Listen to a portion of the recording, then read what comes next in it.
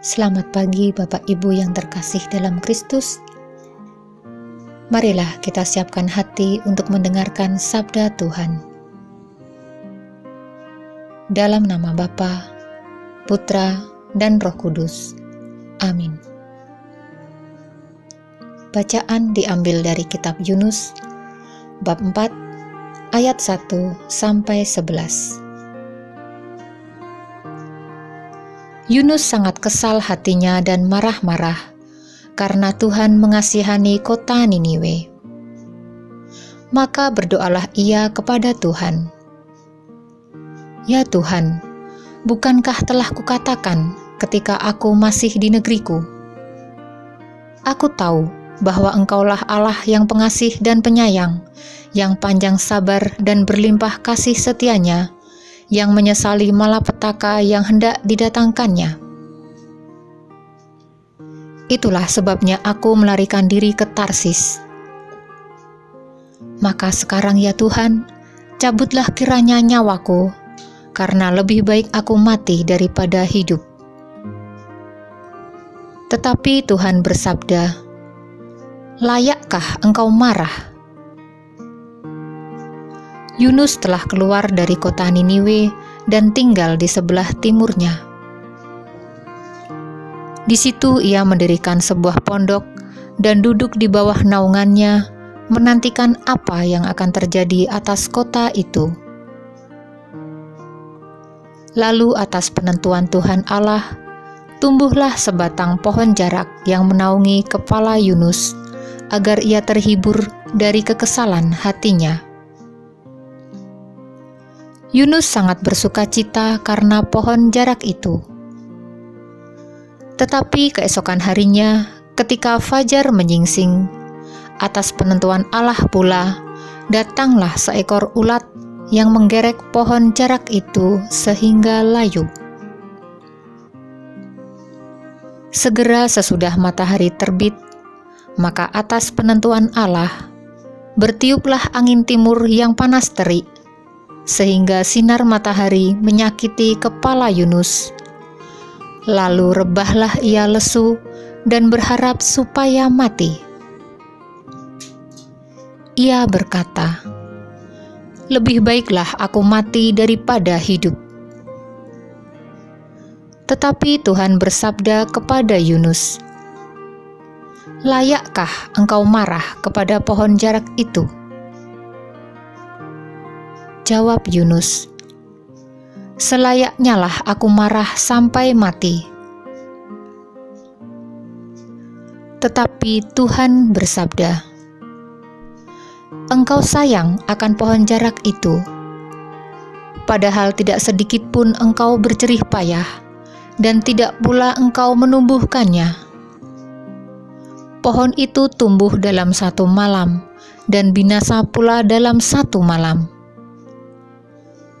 Nah, mana mungkin aku tidak sayang akan kota Niniwe yang besar itu, yang berpenduduk lebih dari 120.000 orang, dengan ternaknya yang begitu banyak? Padahal mereka itu tak tahu membedakan tangan kanan dan tangan kiri." Demikianlah sabda Tuhan. Syukur kepada Allah. Inilah Yesus Kristus menurut Santo Lukas, dimuliakanlah Tuhan. Pada waktu itu Yesus sedang berdoa di salah satu tempat. Ketika ia berhenti berdoa, berkatalah seorang dari murid-muridnya kepadanya, "Tuhan, ajarlah kami berdoa sebagaimana Yohanes telah mengajar murid-muridnya." Maka Yesus berkata kepada mereka, "Bila kalian berdoa, katakanlah, Bapa, dikuduskanlah namamu, datanglah kerajaanmu. Berilah kami setiap hari makanan yang secukupnya, dan ampunilah dosa kami, sebab kami pun mengampuni yang bersalah kepada kami. Dan janganlah membawa kami ke dalam pencobaan." Demikianlah sabda Tuhan. Terpujilah Kristus. Suatu berita baik. Murid-murid meminta Yesus untuk mengajari berdoa. Mereka ingin berdoa secara baik dan benar. Mengapa itu disebut kabar baik? pertama, karena murid meminta pengajaran pada orang yang tepat. Yesus adalah orangnya. Yesus adalah guru doa. Yesus mengerti benar apa itu doa dan bagaimana harus berdoa secara baik dan benar, karena Dia adalah seorang pendoa. Bagi Yesus, doa adalah napas kehidupannya. Tidak berdoa berarti kehilangan napas alias mati. Oleh karenanya, doa baginya bukan sambilan mengisi waktu kosong atau kalau sempat. Bukan. Doa merupakan dasar untuk menghayati kehidupan. Tidak mengherankan bila Yesus berdoa sampai semalam-malaman. Ini tentu mengherankan, karena terkadang kita tidak betah berdoa agak lama. Mengapa Yesus bisa sampai seperti itu? Karena Yesus menghayati doa sebagai saat teduh, saat untuk berkomunikasi, berelasi, dan bersekutu dari hati ke hati dengan Allah Bapanya. Saat cinta seperti itu, lamanya waktu tidak menjadi perhitungan lagi. Coba perhatikan saja relasi orang yang tengah saling mencintai. Semua akan berjalan dengan mudah nan indah. Kedua, belajar rendah hati. Manusia pada dasarnya tidak bisa berdoa bila tidak ditolong oleh Allah sendiri dalam rohnya. Ini harus kita akui. Berdoa memang sebuah tindakan manusiawi, tetapi sekaligus ilahi. Dengan mengandalkan kemampuan dan kekuatan diri sendiri, manusia tidak sampai pada Allah. Oleh karena itu, kerendahan hati adalah dasar doa, karena kita tidak tahu bagaimana sebenarnya harus berdoa. Supaya mendapat anugerah doa, kita harus bersikap rendah hati.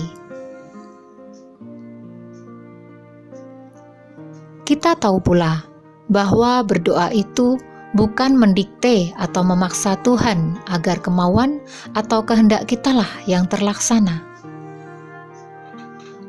Doa yang baik adalah doa yang penuh kepasrahan. Biarlah kehendak Tuhan yang terjadi. Santa Teresia dari Lisieux pernah memberi teladan dalam doanya demikian.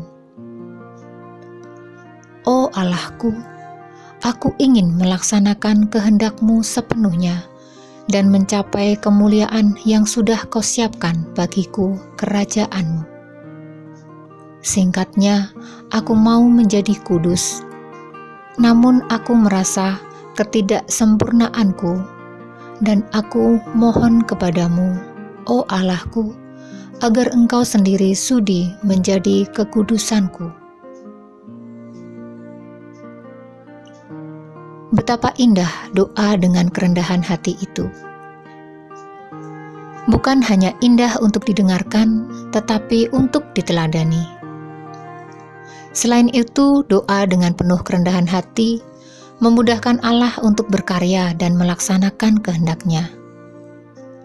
Maka, dari ini kita dapat bercermin, jangan-jangan doaku tidak diberkati, karena selama ini aku berdoa masih diselipi kesombongan.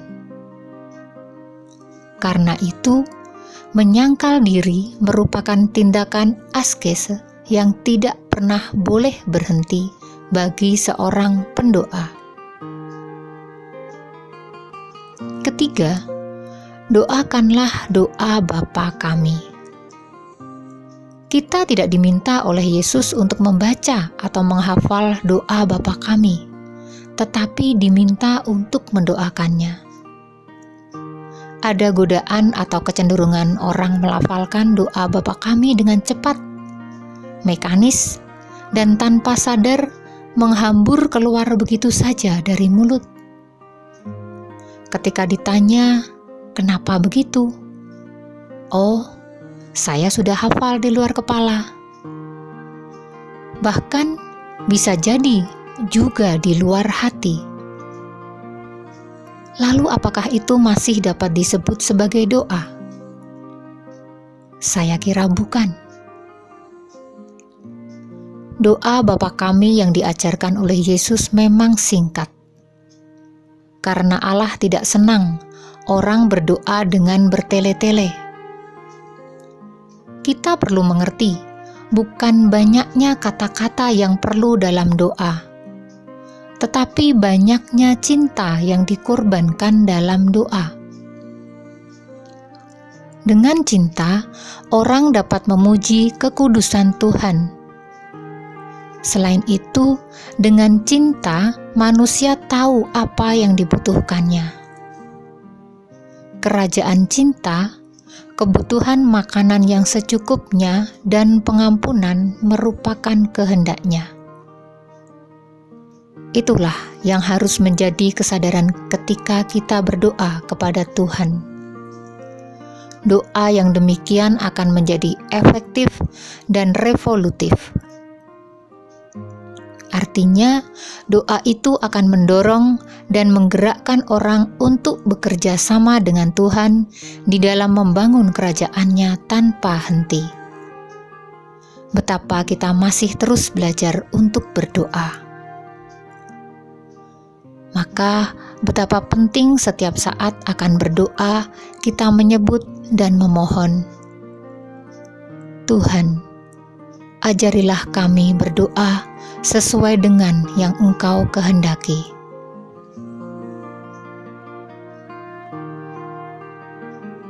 Marilah kita berdoa. Allah Bapa kami Maha Pengasih dan Penyayang, Engkau selalu memperhatikan setiap orang, meski ia berdosa dan mengingkari Engkau. Kami bersyukur karena demikian besar cinta dan belas kasih-Mu, dan kami mohon semoga kami bersedia berbuat baik. Amin. Kemuliaan kepada Bapa dan Putra dan Roh Kudus, seperti pada permulaan, sekarang, selalu, dan sepanjang segala abad. Terpujilah nama Yesus, Maria, dan Yosef, sekarang dan selama-lamanya. Amin. Santo Benedictus, doakanlah kami. Amin. Dalam nama Bapa, Putra, dan Roh Kudus. Amin.